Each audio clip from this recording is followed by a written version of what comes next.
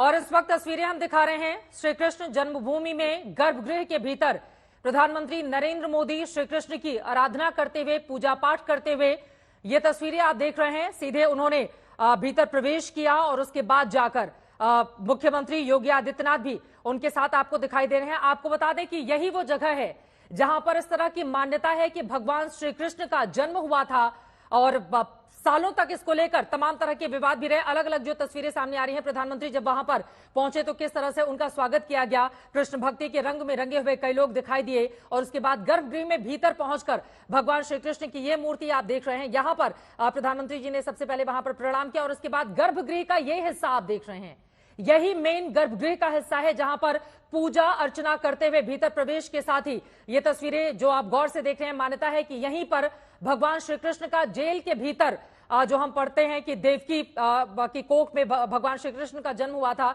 यही वो जगह है। बड़ी खूबसूरती से सजाया गया है पूरे के पूरे मंदिर परिसर को। हालांकि इसको लेकर भी एक हिस्से को लेकर यहां पर विवाद अक्सर उठता रहता है।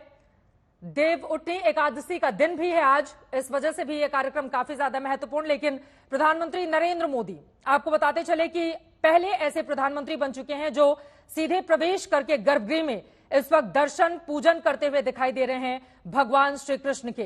कभी आरएसएस की प्रतिनिधि सभा की बैठक में मथुरा में शामिल होने के लिए गए थे नरेंद्र मोदी 32 साल पहले, तब उन्होंने कृष्ण जन्मभूमि के दर्शन किए थे।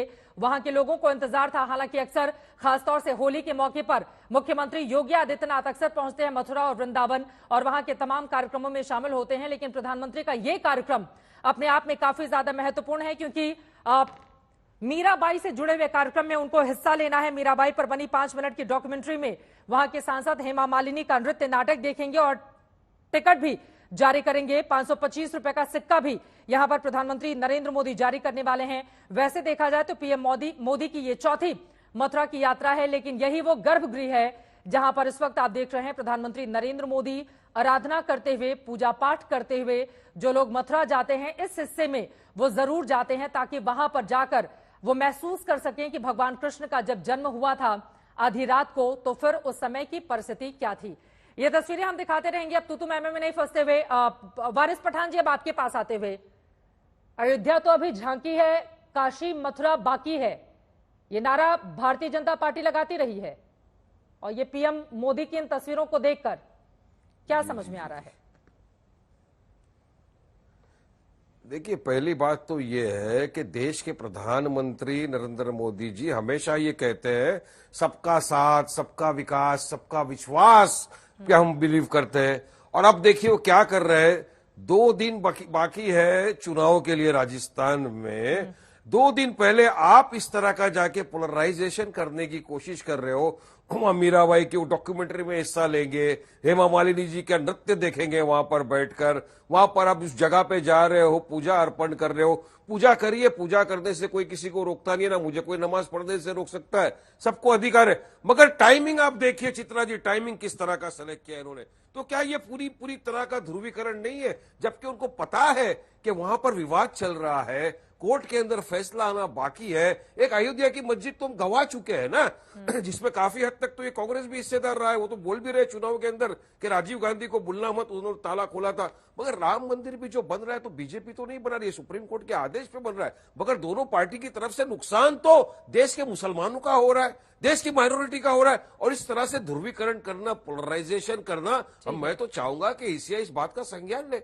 बीजेपी से तो जुड़े हुए है ना प्रधानमंत्री, हाँ। देश के प्रधानमंत्री, आपके हमारे सबके प्रधानमंत्री है। मगर टाइमिंग देखिए आप, हाँ। टाइमिंग आप इस तरह से जाना, पिछले साल गए थे क्या? हाँ। उससे पहले साल गए थे क्या? हाँ। क्यों अभी ही जाना? क्यों अभी ही ध्रुवीकरण करना? ध्रुवीकरण के लिए क्या ये दर्शन पूजन है? अवनिजेश अवस्थी जी, जैसा कि वारिस पठान जी आरोप लगा रहे हैं। चित्रा जी, ये अयोध्या की एक मस्जिद के बारे में बोल रहे हैं कि एक मस्जिद गवाई है। हमने कितने मंदिर गवाए हैं? 3000 से ज्यादा, और मैं आपको लिस्ट दे सकता हूँ। 3000 से ज्यादा तो ऐसे हैं जिनकी लिस्ट है बाकायदा, और बाकायदा ऐतिहासिक साक्ष्य मौजूद हैं। बात चित्रा जी बड़ी साफ सी है। 525वां जन्मदिन जो है मीराबाई का मन रहा है, वो 1 साल पहले नहीं मन सकता था, बाद में नहीं मन सकता था। जहां तक सबका साथ सबका विश्वास की बात है तो उसमें हम लोग भी आते हैं वारिस भाई। ये 100 करोड़ लोग भी तो सबके साथ में आएंगे कि नहीं आएंगे, या सिर्फ आप ही लोग आएंगे मनमोहन सिंह की भाषा में? और सबसे बड़ी बात तो बहुत अच्छी बात है कि अनुराग भदौरिया जी ने आज यहाँ पर ज्ञान दिया कि दूसरों के बीच में नहीं बोलते हैं, लेकिन लक्ष्मीकांत जी के बीच में लगातार बोलते रहे। 10 सेकंड बाद उन्होंने बोलना शुरू कर दिया लक्ष्मीकांत जी के। तो ये हिपोक्रेसी है। बात चित्रा जी बड़ी साफ सी है। इस देश में जिस तरीके से अब तक धर्मनिरपेक्षता के नाम पर तुष्टीकरण चलता रहा, वो तुष्टीकरण नहीं होना चाहिए। सबका साथ का मतलब यह है कि सरकार की योजनाओं का लाभ, सरकार की हर योजना का लाभ बिना किसी भेदभाव के हर व्यक्ति को मिलेगा, वो किसी भी जाति का हो, किसी भी वर्ण का हो, किसी भी वर्ग का हो, किसी भी संप्रदाय का हो, किसी भी मजहब का हो, किसी भी धर्म का हो। यह है सबका साथ। ये वारिस पठान जी ये नहीं है कि 15 करोड़ 100 करोड़ पर भारी होंगे, 5 मिनट दे दो और 15 मिनट दे दो। ये नहीं होता सबका साथ सबका विश्वास। जिस मर्जी को चुनौती दे दो, कोई माई का लाल पैदा नहीं हुआ। ये नहीं होता ना वारिस पठान भाई। ये बात सबसे बड़ी बात ये है कि वारिस भाई बीच में नहीं वारिस भाई बड़ी साफ सी बात है कि सबका साथ सबका विश्वास में एक लोक प्रतिनिधि की हैसियत से ये होता है कि गणपति बप्पा मोरिया बोलने के बाद क्षमा याचना नहीं करनी होती लोक प्रतिनिधि को, क्योंकि वो उनका भी प्रतिनिधि है। आप तो हिंदुओं के भी प्रतिनिधि रहे होंगे ना, जब वोट मिले होंगे तो कुछ हिंदुओं ने भी यही होंगे आपको वोट। तो गणपति बप्पा मोरिया बोलने के बाद जो है आपको क्षमा याचना करनी पड़ती है। आप तो लोक प्रतिनिधि थे, उनके प्रतिनिधि थे। चित्रा जी बड़ी साफ सी बात है, इस देश में मीराबाई न सिर्फ भक्त थी, बल्कि मीराबाई वो महिला थी जिन्होंने उस मध्यकाल में समूची सामंती व्यवस्था को चुनौती दी थी और चुनौती देकर के बाहर आई थी। महिला सशक्तिकरण जिसकी आज हम बात करते हैं, उसकी सबसे प्रमुख अगर कोई प्रतिबिंब है, उसका सबसे बड़ा प्रतीक है तो मीराबाई है, जिन्होंने कहा कि जहर का प्याला राणा जी भेजा पीवत मीरा हंसी रे। वो जहर का प्याला क्या थे?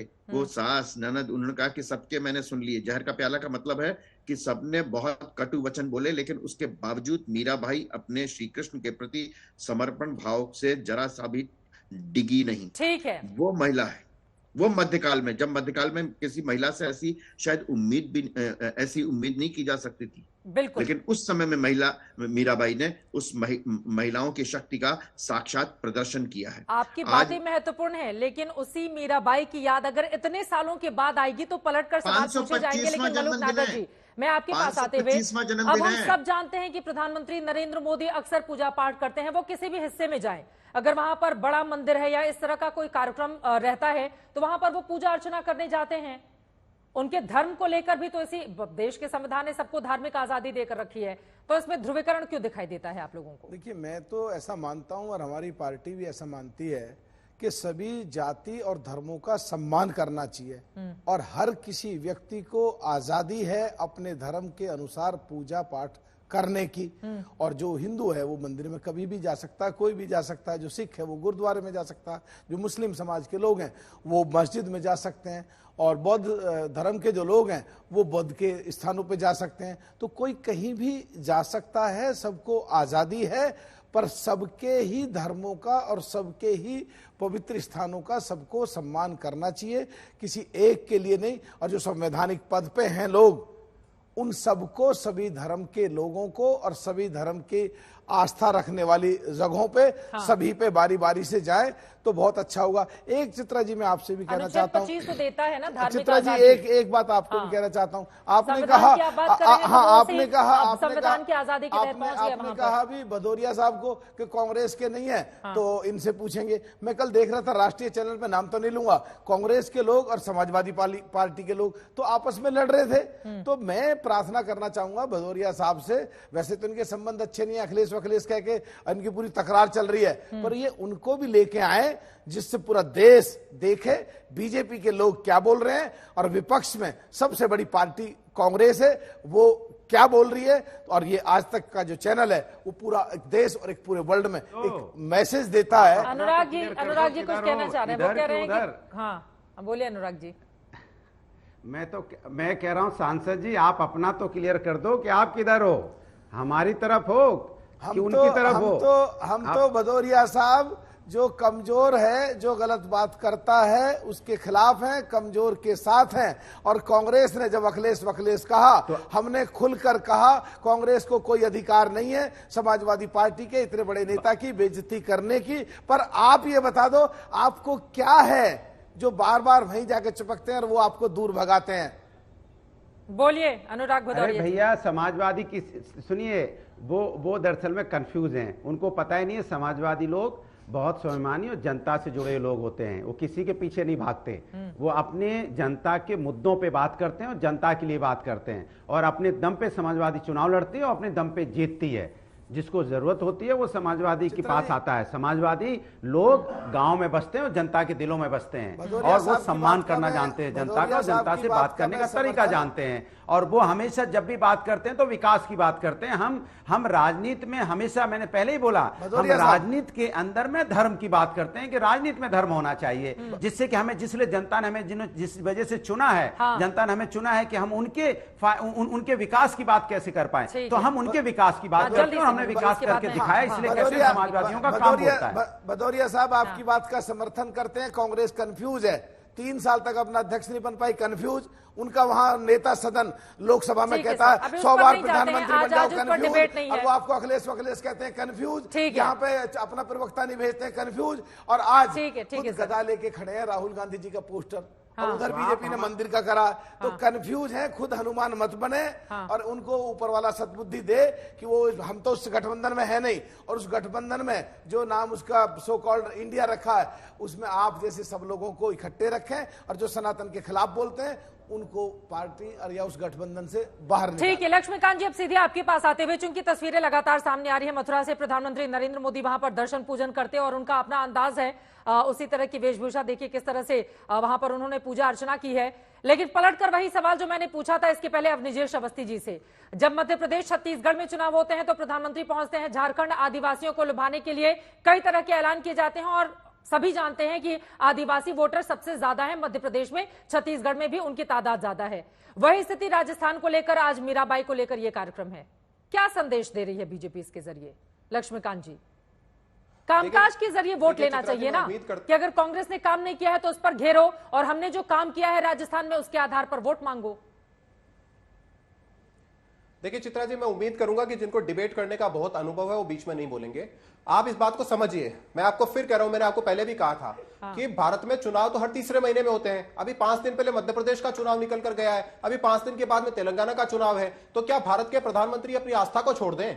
भारत के प्रधानमंत्री अपनी आस्था को अपने आचरण में बसाए हुए हैं, और ना केवल बसाए हुए हैं बल्कि उसका प्रगटीकरण जहां करना होता है वहां करते भी हैं। ना केवल देश में बल्कि आप देखते हैं कि दुनिया में जहां जाते हैं वहां भारत के प्रधानमंत्री अपनी आस्था को अपने आचरण में साथ रखते हैं। दूसरी बात, आज भारत के प्रधानमंत्री अगर मीराबाई के 525वें जन्मोत्सव में जा रहे हैं तो भारत के प्रधानमंत्री वो प्रधानमंत्री हैं जिन्होंने इस देश की अर्थव्यवस्था को दुनिया की पहली 5 अर्थव्यवस्थाओं में ठीक है।